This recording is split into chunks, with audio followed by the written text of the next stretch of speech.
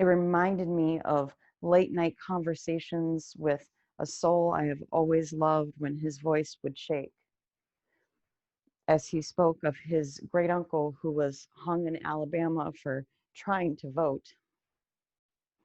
As I could no longer fight being the crying white woman, Bert looked at me right in my eyes, and I was right there with him, being witness, listening, and he knew that I was not crying for attention, but because I'm an empath and I could feel it in my heart as he spoke.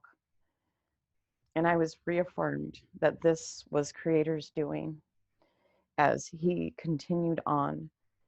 And for a second time that day, as Otto began to sing in his native tongue, the song the young men cried into battle, tears formed.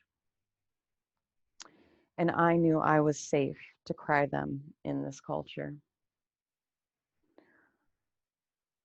Otto, in his brave and angelic voice, sang out over the valley, and I felt grounded and connected to the land's ability to store history.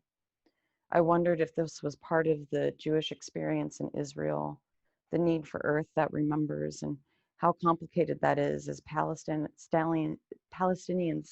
need the same, and how African Americans have been systematically pushed with an attempt to erase from not only their ancestral knowledge, land, and pedagogy, but even from the south to red line neighborhoods in the north, the removal of those neighborhoods for highways, and the contemporary gentrification from their current inner city neighborhoods. All attempts to erasure of land and history that throughout my life I have been through deep relationship building over the years in places that were attempting to be made safe in self-expression. I found as I listened to this beautiful and complicated language, a harmony of past voices of the oppressed that I have come witness to and experienced myself. And I was in awe at the divine path of that had led me to this moment, a path filled of stories, stories told as a revolutionary act, a dialectic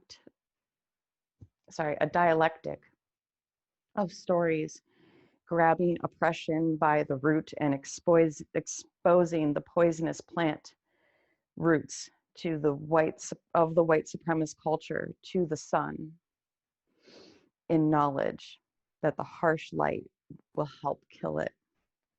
I've seen throughout the years how all art is a form of storytelling, and storytelling a form of art. And as we find ourselves in this threshold of change, I'm excited to hear your stories and pay witness to your art. So welcome to the EP Cooker. We're going to